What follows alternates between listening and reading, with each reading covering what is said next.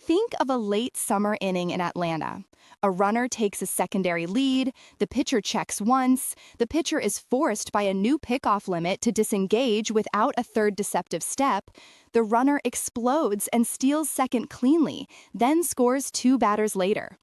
That single sequence, lead, constrained disengagement, explosive sprint, run scored, sums up why bigger bases and pickoff limits changed the calculus on the base paths. The rule tweaks didn't invent speed, they shifted windows and margins. They lowered the cost of aggression for players with top-tier sprint numbers and above-average first-step jumps, and they forced defenses to trade timing advantages for more conventional preparedness. We're going to walk four tight micro-stories: Atlanta's green light approach, Arizona's pressure tactics, Cincinnati's raw speed chaos, and Tampa Bay's timing and deception lab. Then stitch those scenes to a simple, evidence-grounded playbook that connects StatCast sprint speed curves, Baseball Savant jump metrics, and Fangraphs stolen base run values. Along the way, we'll test the obvious counter. A pitcher with quick feet and an elite catching staff still shuts everything down. By the end, you'll have a practical baseline for when to send, who to develop, and how teams convert extra steals into actual runs without inflating outs. We should set our terms. Bigger bases means the standardized larger base size deployed in recent seasons to reduce collisions and marginally shorten throw distances for infielders. Pickoff limits refers to the league's constraints on how often a pitcher can disengage and re-engage the rubber to bulk-style steal prevention moves, and that change reduces the pitcher's ability to keep runners hemmed in with repeated false starts. Sprint speed is StatCast's measure of a runner's peak velocity on the base paths. Jump is the first step burst recorded as the lead and reaction on pitch release, which Baseball Savant has made searchable. Stolen base run value is the run expectancy lift a team gains from successful steals versus the cost of getting caught, typically summarized in Fangraphs run base terms. Those labels will be our tools. What changed in the rules changes the opportunity geometry: shorter throw arcs, more space to build a lead, and fewer legal disengagement tricks. So our question becomes tactical. When does that geometry make a steal a net positive, and how do teams exploit it without turning aggression into outs? Chapter 1: Braves Green Light Speed. In Atlanta, we saw teams convert rule inflection into a culture. The setup is simple. The club gives regular green lights to its fastest base runners, especially in the top of the order, and coaches value jump and sprint over mere stolen base totals. The receipt is clear on film and in the stat line patterns. Braves base runners take larger secondary leads after the pickoff limit. They time pitchers who are slower to separate, and they force plays that create pressure on middle infielders and catchers. Mechanics matter. A bigger base reduces the throw distance into second and increases the margin for sliding, which slightly lowers the required landing accuracy for infield throws. Add pickoff limits, and the pitcher can't keep refiddling with his left foot to wreck a lead. That moves the decision point earlier. We don't need a 4.3-second steal out of the box anymore. We often win with excellent first-step explosion plus a top quartile sprint speed. The Braves' takeaway is operational. If you can coax a runner into consistently better jumps and teach the lead timing patterns to exploit pitchers' disengagement windows, you convert marginal leads into runs. That lesson wires directly into lineup construction. Top-of-order jobs now favor players with demonstrable jump metrics, not just historical SB totals. Chapter 2: D-backs pressure tactics. Arizona flips the playbook. They don't merely greenlight the fastest guys, they weaponize pressure. The setup: instead of outright lone steal attempts, D-backs base runners create a chain reaction, using steals, delayed steals, and secondary leads to force defensive movement and throwing stress. The receipt shows on game film. A runner takes a longer initial lead, then breaks on a pitch out or on a catcher's slightly delayed footwork, forcing a throw that pulls the infield. Combined with the bigger base, the throw becomes a mechanical gamble more often than a simple out attempt. Mechanics here lean on the threat of multiple send types: straight steal, delayed, or run-and-hit situational steals that bait catcher bad reps. The statistical layer supports it. Jump metrics from Baseball Savant show that runners in these sequences regularly outperform their lap sprint speed because the timing advantage is compounded across pitches. The takeaway is strategic. Pressure steals aren't just about the one successful swipe. They change the defense's cost function, leading to more errors, poorer throws, and easier subsequent hit-and-run actions. So a team like Arizona uses stealing to shape the inning, not just to create single-run events. Chapter 3. Reds, Raw Speed, and Chaos. Cincinnati gives us the pure case, elite athleticism that forces defenses to adjust in real time. The setup centers on a specific archetype, the multi-tool player with elite sprint speed and a violent late burst on the lead. The receipt is visible in how the Reds' star runners force more balks, more hurried pickoff attempts, and more bad throws late in innings. Film clips show lead-to-steal sequences that are almost preternatural. Mechanically, physical speed compresses the defender's reaction window and magnifies the impact of larger bases. When a runner's sprint speed is in the 90th percentile, even a marginal jump becomes decisive. Baseball Savant's jump metrics isolate those first-step bursts, and when you correlate jump with sprint speed and successful SB run value, you see a non-linear payoff. Going from average to elite jump multiplies success probability more than incremental speed gains would suggest. The Reds' takeaway is about roster construction. When you have one or two true elite runners, treat them like weaponized assets. Put them in spots where a single stolen base forces defensive substitutions or creates immediate run probability gains.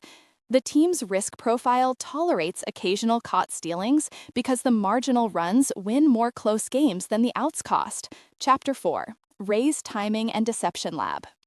Tampa Bay shows the art of crafting opportunities when pure speed alone isn't enough. The setup is cunning. Rather than rely entirely on velocity, the Rays coach timing, look sequences, and pitch recognition patterns to manufacture steals. The receipt lives in the 9-frame films where their batters draw attention in the box, their base runners show variance in lead depth, and they use multiple send triggers, swing and run, pitch recognition, and pickoff lure patterns to create the steal window. Mechanics tie back to deception and sequencing. Pitchers who tunnel or hide the ball can be exploited by runners who read pre-pitch tendencies. Catchers with slower footwork or framing priorities are more likely to yield when given mixed cues. StatCast's sprint data for Tampa's targeted runners often shows slightly lower raw speed than the Reds' aces, but Baseball Savant jump metrics paired with precise timing increases steal conversion enough to match or exceed league averages. The Rays' takeaway is that a steal program can be engineered. Teach reads, anticipate pitch patterns, and use roster depth to alternate timing, and you can get outs converted into pressure without relying on a single elite athlete.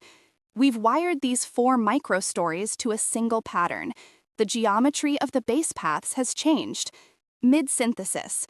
Bigger bases and pickoff limits reframe the cost-benefit curve for stealing by altering 3 levers simultaneously: distance, timing windows, and psychological pressure.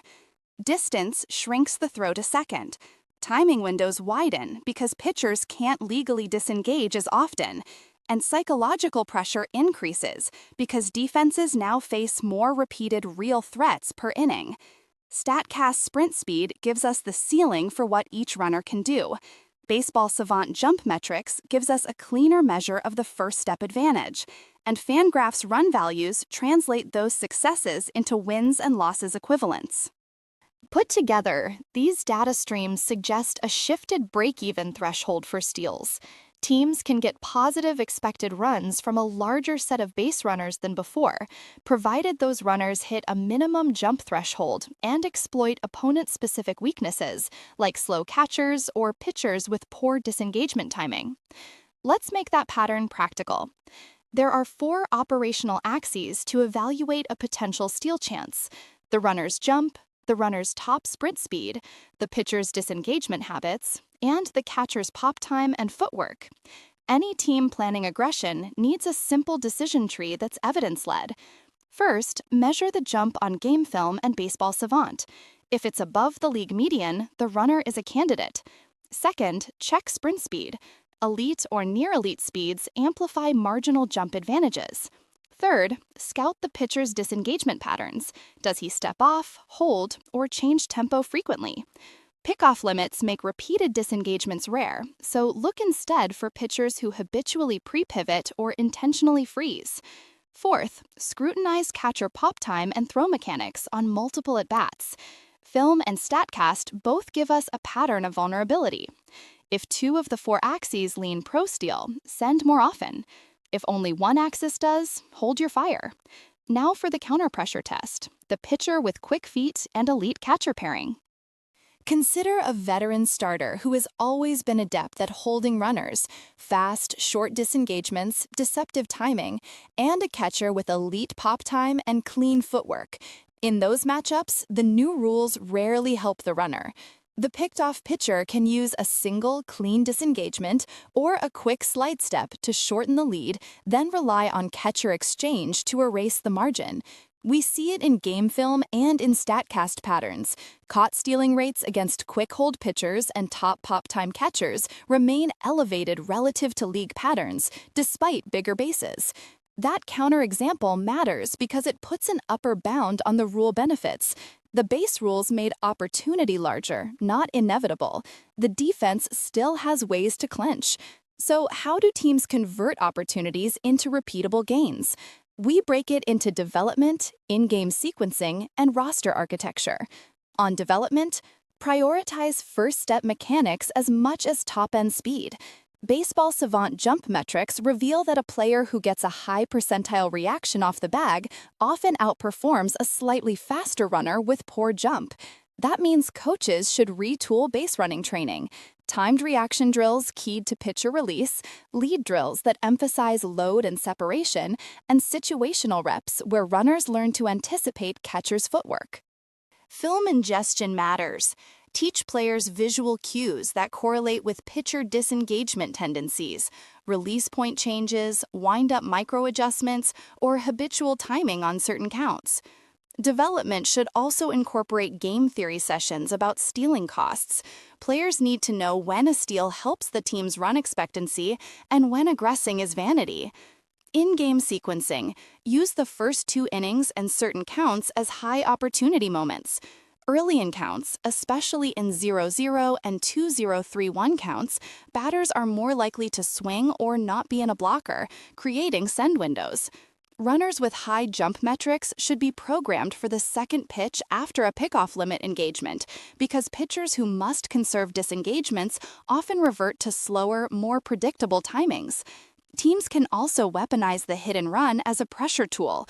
A weak contact or delayed steal can flip middle infield positioning and force double play opportunities to vanish.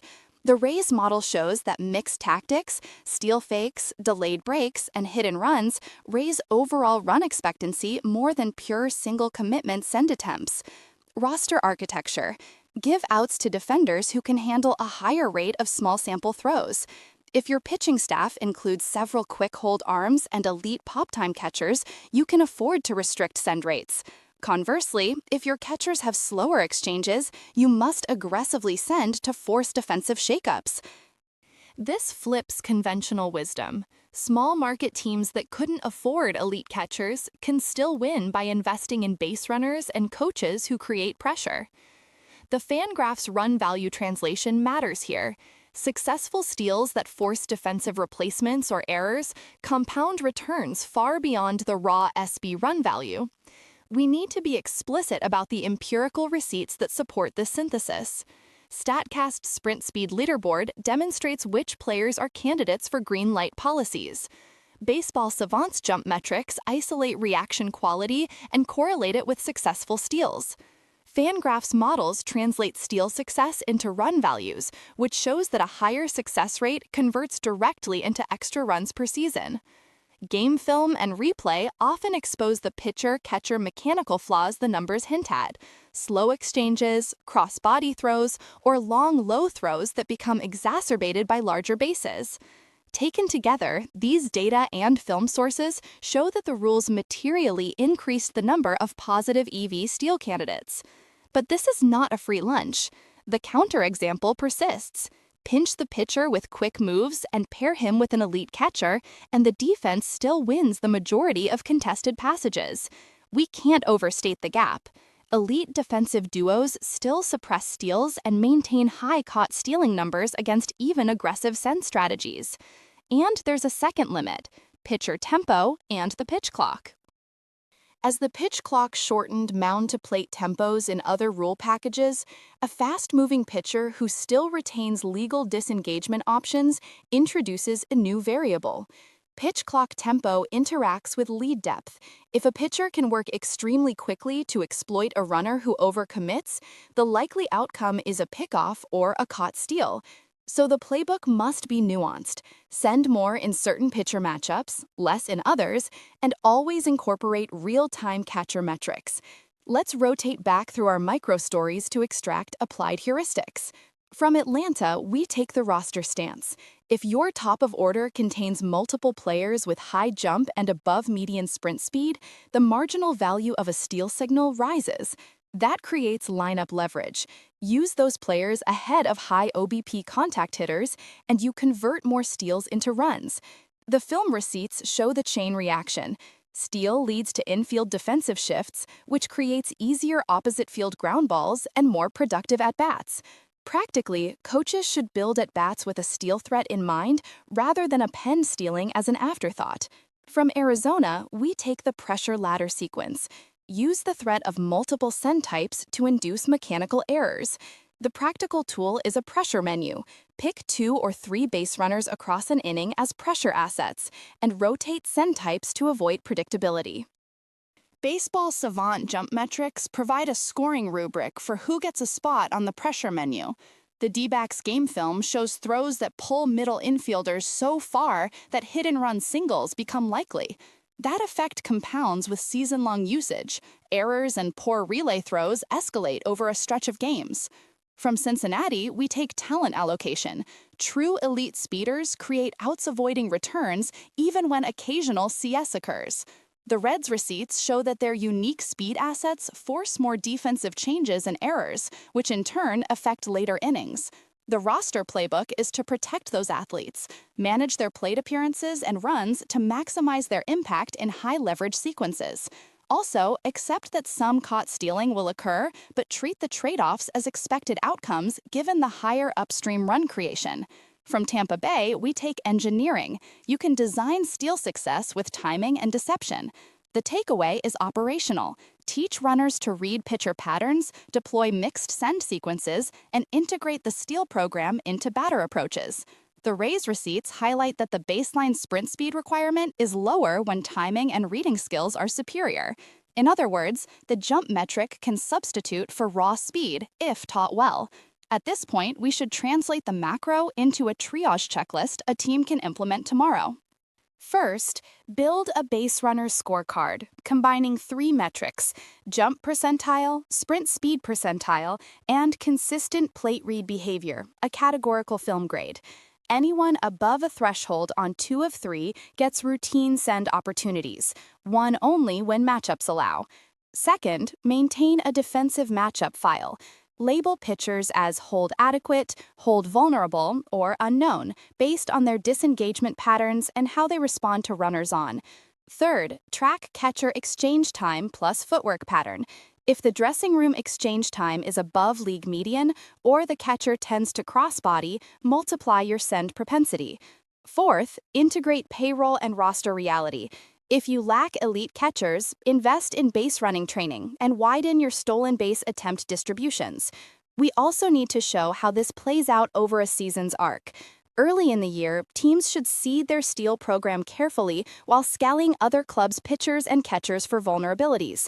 Mid-season, once patterns are clear and Baseball Savant jump metrics stabilize, move from scattershot attempts to an organized pressure schedule. Late season and playoffs require reevaluation. Defenses tighten, and elite pitchers and elite catchers concentrate.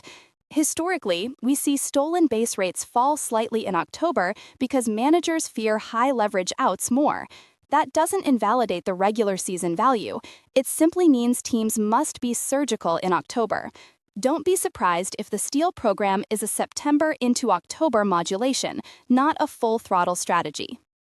Now, the tricky part. Avoiding common mistakes that flip an edge into a liability. Mistake 1 is volume without selection, sending everyone because the bases are bigger. Mistake 2 is underscouting pitchers and catchers and not updating the discrete matchup file. Mistake 3 is training runners like sprinters without teaching first-step cues. Raw sprint ability alone isn't enough.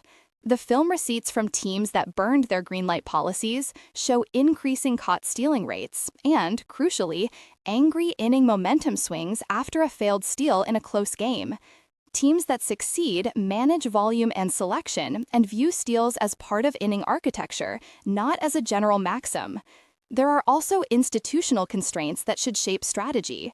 The CBA and roster rules dictate substitution costs.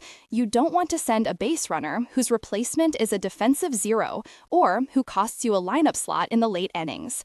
Payroll and CBT considerations affect whether you invest in elite catchers or in speed development programs. Fangraph's run value conversion maps make this explicit. The marginal dollar for a catcher who improves pop time may or may not be more valuable than the marginal dollar put into base running coaches, depending on market inefficiencies.